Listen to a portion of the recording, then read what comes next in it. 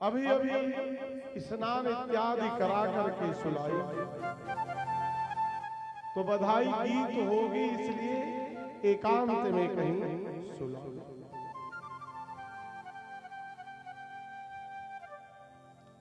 बैलगाड़ी के नीचे जाकर के मैया लाला को सुला दी और ऊपर घर के मटके इत्यादि रख दिए बैलगाड़ी में। आंगन खाली हो गया, सब बधाई गीत गाने के लिए नींद खुलते ही भगवान ने देखा कि हमारे ही जन्म नक्षत्र और हमें घर से बाहर कर दिया गया। तो ऐसा करे तो रोते हैं, इसलिए माँ आएगी मुझे लेकर चली। तो बालानाम रोदनम बलम, बालकों का बल क्या है? रोना। जब तक रोएगा नहीं तब तक माँ ध्यान देगी नहीं। भगवान रोने लगे, लेकिन इतनी भीड़ थी कि भगवान के रोने की आवाज किसी ने सुनी और उच्च स्वर से भगवान रोने लगे। किसी को सुनाई नहीं पड़ी। दुनैवा श्रेणोदवै रुद रुदितं सुतस्य सा रुदंस्तार्थी चरणादविक्षुपम। किसी ने नहीं सुनी, तो भगवान ने अपना पैर ऐसा मारा बैलगाड़ी पर जाकर के, वह बैलगाड़ी आसमान को, और जब नीचे आकर गिरी तो एक पहिए इत्यादि सब चकना तूफान जैसा दृश्य हो गया।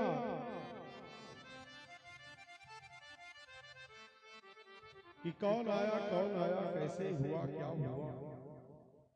जो छोटे छोटे बच्चे वहां खेल रहे थे, सब बच्चों ने कहा कि भैया आपके लाला ने ही ऐसा पैर मारा कि बैलगाड़ी उड़ गई।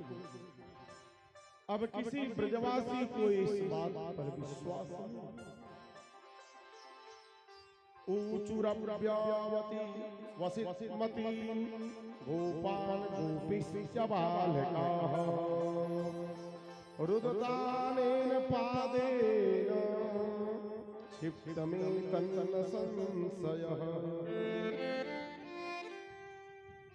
यशोदा मैया ने बड़े बड़े विद्वानों को बुला, दक्षिणा इत्यादि दे करके ग्रह शांति इत्यादि कराने की बात। ब्राह्मणों ने ग्रह शांति इत्यादि करके भगवान को खूब आशीर्वाद। इस प्रकार से प्रभु ने संकट का भजन किया। अब त्रिरावर्त का उद्धार भगवान ने किया। एक दिन मैया भगवान को खूब उछाल उछाल करके खिला रही थी। भगवान कन्हैया जी भी किलकारी मार करके हंस रहे। मैया ने उछालना बंद कर दिया। मैया के हाथ पांव, तो मैया ने विचार किया कि अब दूध पिला करके सुला लो। मैया उछालना बंद कर दी।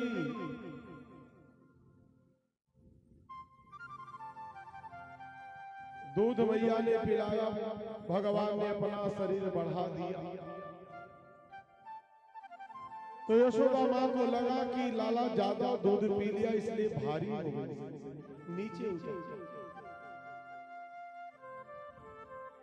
नीचे उतार देती है कि इधर उधर घूम टहल लेगा तो दूध पच जाएगा। गरिमाणं शिशुरोढ़ नासे हेगिरकूटवत भूमौ निधायतम गोपी विस्मिता भारि पीडिता।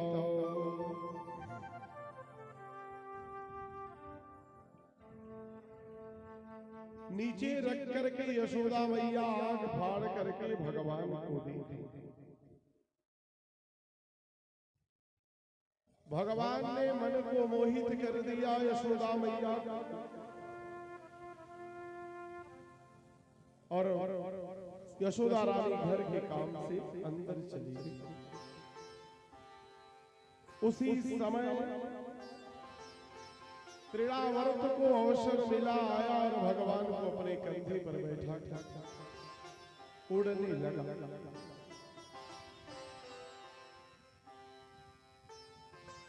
लेकर उड़ने लगा। तब भगवान ने विचार किया कि मैया में उछाल रही थी लेकिन कुछ आनंद आया, और मामा जी ने उड़न खटोला भेजा, सो सब की सब गलियों को भगवान ने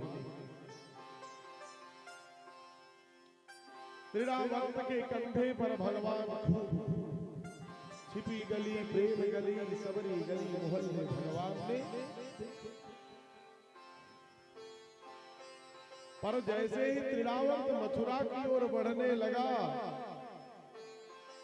तो भगवान ने अपना शरीर बढ़ा दिया, वजन बढ़ाया।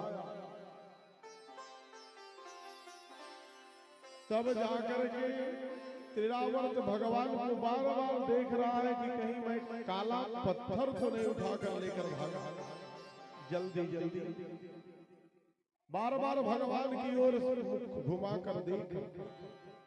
तो भगवान ने विचार किया कि पत्थर का भावना किया है तो इसे ले चल करके पत्थर में ही इसका प्राण हरण कर लेता। तो एक पत्थर में ले जाकर भगवान उसके सिर को लड़ा देते और उसका प्राण हो जाता। पतितम शिलायाम विशेष सर्वा वयम करालम। छटपटा करके धम्म से पृथ्वी पर गिरा, गिरते ही गोविंदाय नमो। त्रिणावर्त का अंत हुआ, तूफान जो था वो शांत हो गया। त्रिणावर्त को मरा हुआ देखा और लाला जो है उसके छाती पर घूम, मैया दौड़ कर जाती है और अपने लाला को गोद में। तो पापी अपने पाप से स्वयं मर जाते हैं। मैया ने कहा कि मैंने किसी का कुछ बिगाड़ नहीं किया, इसलिए मेरा लाला पूर्ण रूप से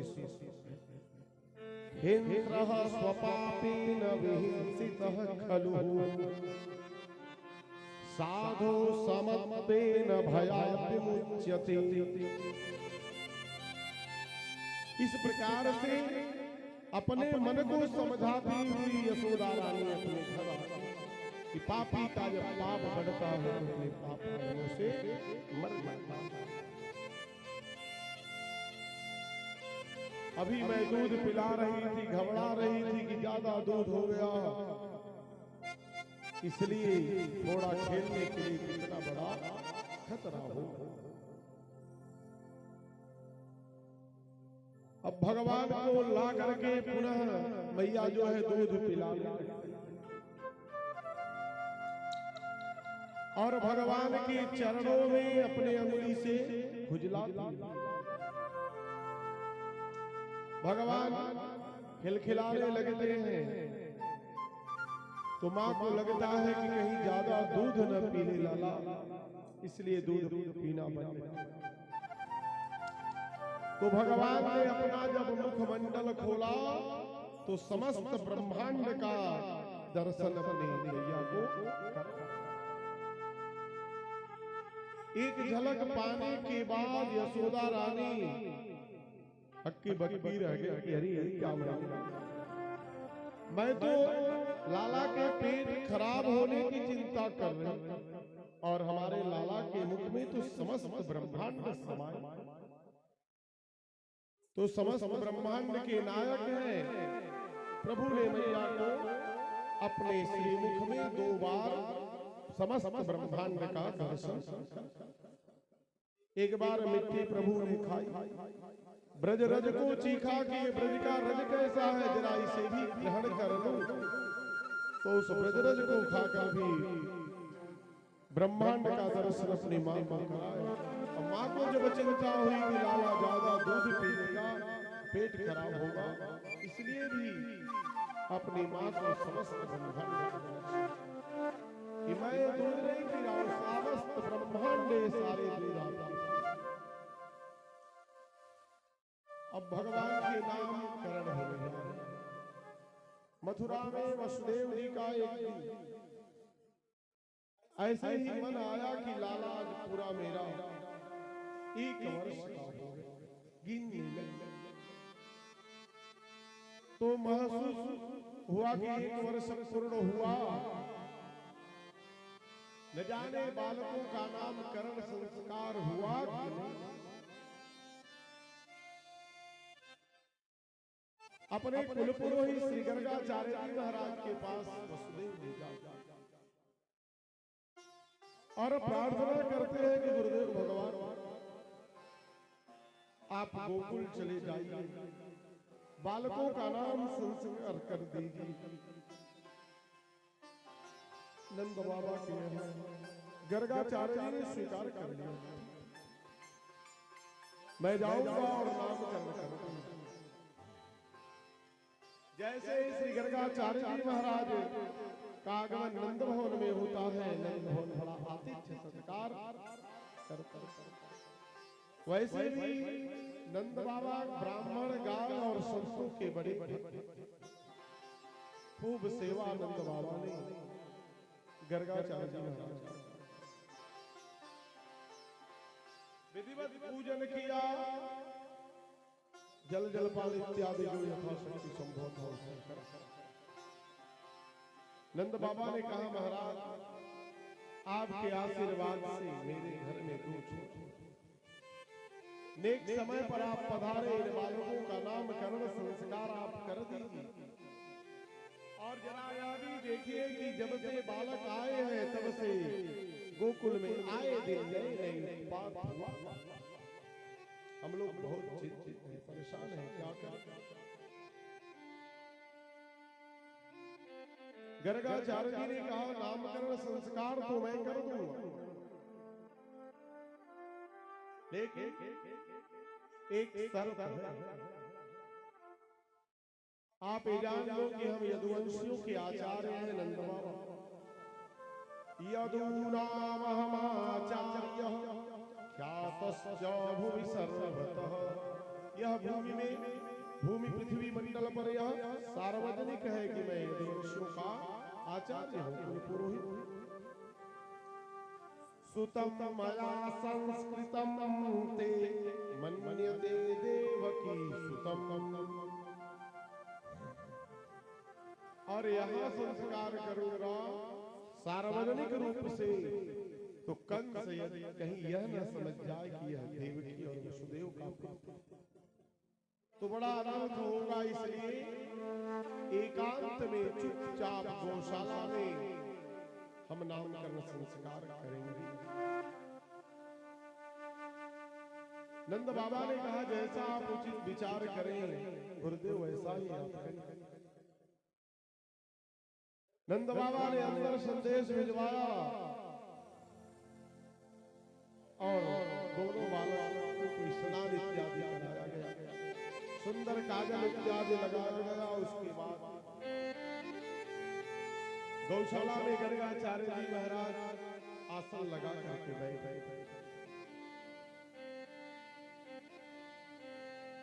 दोनों माताएं रोहिणी मैया यशोदा मैया आपस में बात कर रही कि बाबा का तो खूब नाम सुना है, चलो आज इनकी परीक्षा भी ले लें। दोनों माताओं ने अपने बालकों को बदल दिया। माताओं ने प्रणाम किया, बाबा ने खूब आशीर्वाद दिया।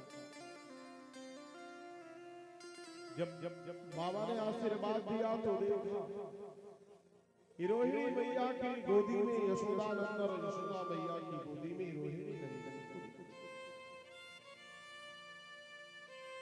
तो जैसे ही गर्गाचार्य ने यशोदानंदन का दर्शन किया तो बाबा के नेत्र खुले खुले। बाबा एक दृष्टि में गर्गाचार्य जी पहचान गए और समाधि लग गई दर्शन करने के बाद। भगवान की उस अविरल बाकी झांकी को निहारते रहे और ध्यानस्थ हो गए। बहुत समय बीत गया तब मैया ने आवाज लगाई, बाबा जी, महाराज जी। तब जाकर के गर्गाचार्य जी की जब समाधि टूटी तो मैया ने कहा कि ऐसे यदि आप नाम विचार करेंगे तो बहुत समय लगेगा। आप कहां चले गए, सो गए क्या महाराज जी? नंद बाबा भी वहां थे। तो गर्गाचार्य जी महाराज ने कहा कि चिंतन न करो, मैं भगवान का चिंतन कर रहा था कि क्या नाम रखा जाए।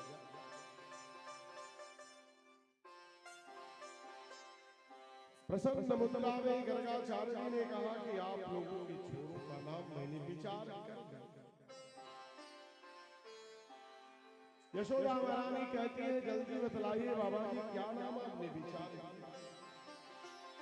धैर्यं भिनोति ममकं पयते शरीरं रोमाञ्चयत्यपि विलोपयते मतिं च हन्तास्य नाम करणाय समागतोः मानोपितं पुनरनेन मामैव नाम। जैसे तैसे गर्गाचार्य जी ने अपने को संभाला और बार बार भगवान को निहार रहे हैं और कहते हैं कि अदला बदली कैसी लग रही। आप लोग कैसे अपने बालकों को बदल करके लेकर आई हो, कहीं परीक्षा के लिए तो नहीं लेकर आई हो। अयम ही रोहिणी पुत्रो रमयन् सुहृदो गुणैः आख्यास्ते रामैति बलाधिक्याद् बलं विदुः। मैया, जो तेरी गोदी में लाला है निश्चित रूप से ही रोहिणी का लाला।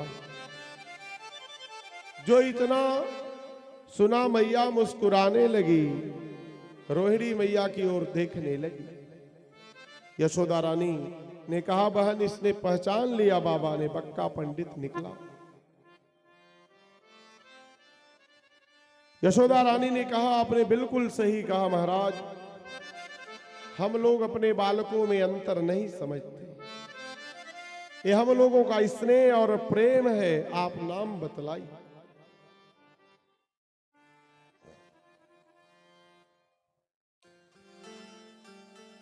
गर्गाचार्य जी ने कहा कि मैया, ये छोरा आगे चल के बड़ा बलवान निकलेगा, इसलिए इसका नाम बलराम होगा, संकर्षण होगा, अनेक नाम होंगे लेकिन यही नाम ज्यादा अच्छे होंगे। यशोदा रानी ने कहा, ठीक है महाराज, इस छोटे छोरे का नाम बतलाइए, इसका क्या नाम होगा? बहूनि सन्ति नामानि रूपाणि च सुतस्य ते गुणकर्मानुरूपाणि तान्यहं वेद नो जना। इस छोटे छोरे का तो हजारों नाम है, इनके नाम अनेक अनूपा, इनके अनेक नाम रूप, कहां तक गिनाऊं?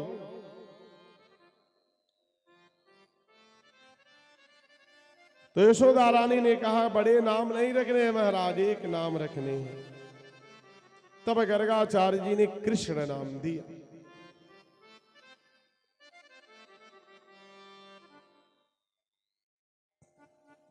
यशोदा रानी ने कहा कि इतने कठिन नाम आपने बतला दिए महाराज कि वृद्धावस्था में जिह्वा नाम नहीं ले पाएंगे, इसलिए कोई सरल नाम बतला। प्रागयं वसुदेवस्य क्वचित् जातस्वतात्मजः, तो वसुदेव का पुत्र होने के नाम इनका एक नाम वासुदेव होगा। वासुदेव कृष्ण इनका नाम होगा। फिर गर्गाचार्य जी ने अपने को संभाला। वासुदेव इति श्रीमान भिज्ञासं प्रचक्षते। मैया दंडवत प्रणाम करने लगी कि इतना नाम कठिन आपने बतला दिया कि नाम ले नहीं सकते। ठीक है, आपने जो नाम दे दिया वो बहुत बढ़िया, लेकिन हम लोग भी अपना नाम बतलाते हैं। बड़े बलराम का नाम बलुआ और छोटे कृष्ण का नाम कनुआ होगा।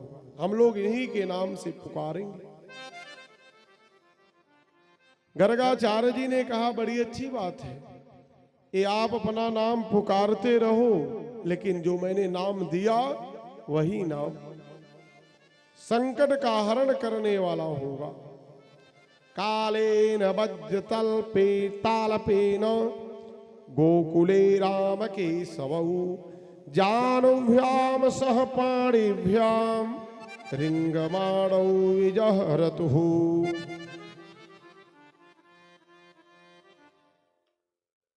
अब मैया घर में ले जाकर के करधनी पैजनी आदि पहना करके छोड़ देती हैं, तो घुटनों के बल अब दोनों भाई चलते हैं, बलराम और कृष्ण। अब नन्हे नन्हे पैरों में जब नुपुर बजते हैं, करधनी पैजनी बजती है, तो बड़ा सुंदर लगता है। सारे देवता ये दृश्य देख रहे हैं, बड़ा प्रसन्न हो रहे हैं, निहाल हो रहे हैं। कालेन वज्रतालपेन, समय बीतता गया, भगवान थोड़े और बड़े हुए, तो गोकुले राम के सबऊ जानुभ्याम सह पाणिभ्याम। अब घुटनों के बल को छोड़ करके पैरों के बल चलना प्रारंभ करते हैं। रिंगमाणौ विजहृतुः।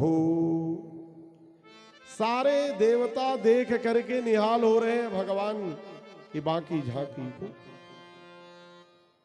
जो इस जगत को अपने इशारों पर नचाता है, चलाना सिखाता है, उसे आज यशोदा रानी अपनी अंगुली को पकड़ करके चलाना सिखाती।